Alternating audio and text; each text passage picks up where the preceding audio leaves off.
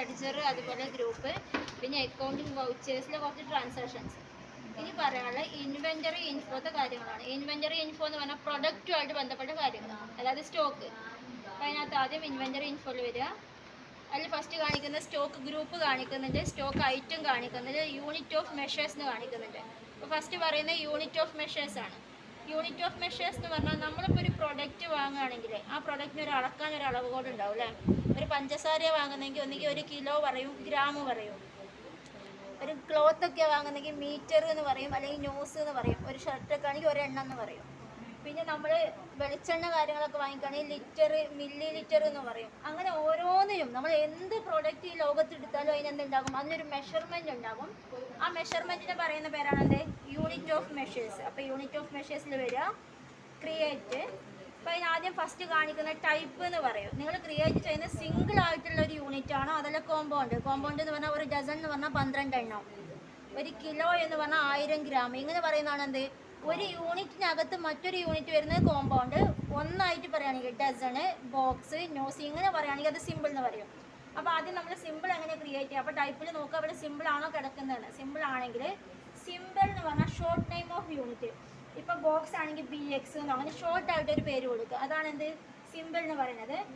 Formal name എന്ന് പറഞ്ഞാൽ അതിൻ്റെ ഫുൾ ഫോം. ബോക്സ് ആണെങ്കിൽ BOX എന്ന് കംപ്ലീറ്റ് ടൈപ്പ് ചെയ്ത് കൊടുക്കുക. പിന്നെ നമ്പർ ഓഫ് ഡെസിമൽ പ്ലേസ് എന്ന് പറഞ്ഞാൽ ബോക്സിനകത്ത് നമുക്ക് എത്ര മെഷർമെൻറ്റും കൊള്ളിക്കാം അല്ലേ. 1000 എണ്ണം കൊള്ളിക്കാം, 500 കൊള്ളിക്കാം, 100 കൊള്ളിക്കാം. അങ്ങനത്തെ കേസൊക്കെ എന്ത് ചെയ്യുക, 2 സെറ്റ് ചെയ്യുക. പാക്കറ്റ് അങ്ങനത്തെ ബാഗിലൊക്കെ എത്രയും കൊള്ളിക്കാം. 25 കിലോൻ്റെ ബാഗ് ഉണ്ടാകും, 50 കിലോൻ്റെ ബാഗ് ഉണ്ടാകും, ഒരു 100 കിലോൻ്റെ ബാഗ് ഉണ്ടാകും. അങ്ങനത്തെ ഒക്കെ എന്ത് ചെയ്യുക, 2 സെറ്റ് ചെയ്ത് കൊടുക്കുക കേട്ടോ. ഇനി നമ്പേഴ്സ് ആണെങ്കിൽ ഇപ്പം ഞാൻ ഷോർട്ട് നെയിം നിങ്ങൾക്ക് എന്തും കൊടുക്കാം കേട്ടോ. NOS എന്നോ NS എന്നോ അങ്ങനെ എന്തും കൊടുക്കാം. നമ്പേഴ്സ് എന്ന് ഫുള്ളായിട്ട് ടൈപ്പ് ചെയ്ത് കൊടുക്കാം. നമ്പേഴ്സിൻ്റെ താഴേക്ക് മറ്റൊരു യൂണിറ്റ് ഇല്ല. നമ്പർ എന്ന് പറഞ്ഞാൽ ഏറ്റവും ചെറിയ യൂണിറ്റ് ആണ്, ഒരു എണ്ണം എന്ന് പറയുന്നത്. അതിൻ്റെ താഴേക്ക് മറ്റൊരു യൂണിറ്റ് പറയാത്തതുകൊണ്ട് ഇതെന്ത് ചെയ്യും, 0 സെറ്റ് ചെയ്യും. പിന്നെ ലിറ്റർ, അതിൻ്റെ ഫുൾ ഫോം ലിറ്റർ എന്ന് ടൈപ്പ് ചെയ്തു. ലിറ്റർ എന്ന് പറഞ്ഞാൽ 1000 മില്ലി ലിറ്റർ കൂടുമ്പോഴേ ഒരു ലിറ്റർ എത്തുള്ളൂ. 1000 millilitre is equal to 1 litre. അങ്ങനത്തെ 3 സെറ്റ് ചെയ്യുക. 1000 gram is equal to 1 kg, 1000 kilogram is equal to എന്ന് പറയാം. അങ്ങനത്തെ കേസില്ല. 1000 ഓൾറെഡി കോമ്പൗണ്ടായിട്ട് തന്ന ഒരു മെഷർമെൻറ്റിന് 3 സെറ്റ് ചെയ്യുക, അല്ലാത്തതൊക്കെ 2 സെറ്റ് ചെയ്യുക. നമ്പേഴ്സ് എപ്പോഴും 0 സെറ്റ് ചെയ്യുക. ഇപ്പം ഞാൻ KG എന്ന് പറഞ്ഞാൽ കിലോഗ്രാം ആണ്. കിലോഗ്രാം എന്ന് പറഞ്ഞാൽ 1000 കിലോഗ്രാം മില്ലിഗ്രാം ചേരുമ്പോൾ 1000 ഗ്രാം ചേരുമ്പോഴാണ് 1 കിലോ വരിക. അപ്പോൾ ഞാൻ 3 സെറ്റ് ചെയ്യണം. 1000 ഗ്രാം എന്ന് പറഞ്ഞു. ഇനി അപ്പോൾ GM സെറ്റ് ചെയ്യാണ്. GM ഗ്രാം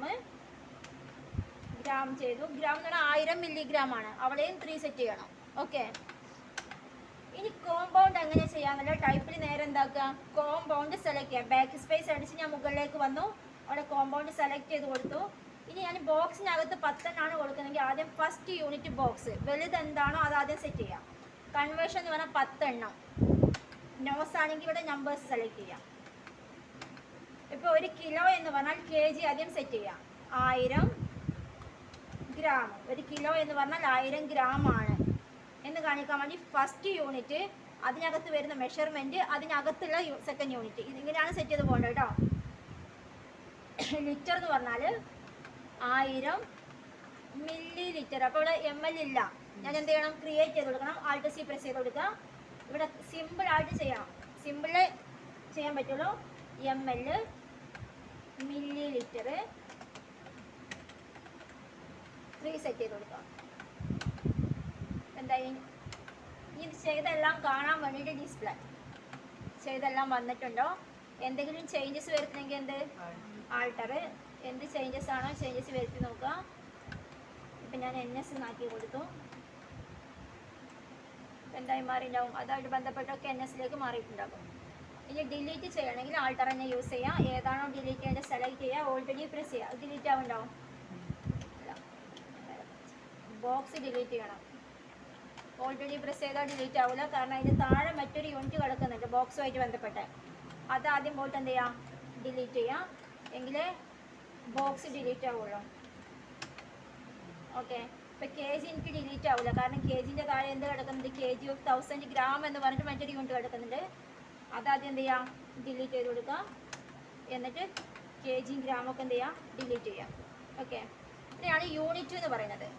ഇനി വരുന്നത് ഗ്രൂപ്പ്. ഇൻവെന്ററി ഇൻഫോയിൽ തന്നെ സ്റ്റോക്ക് ഗ്രൂപ്പ് എടുക്കുക, ക്രിയേറ്റ്. അത് സിംഗിൾ ഉണ്ടാവും, മൾട്ടിപ്പിൾ ഉണ്ടാവും. സിംഗിൾ എന്ന് പറഞ്ഞാൽ അറ്റ് എ ടൈമിൽ ഒന്ന്, മൾട്ടിപ്പിൾ എന്ന് പറഞ്ഞാൽ ഒരു എല്ലാം കൂടെ ഒരുമിച്ച് ചെയ്യണം.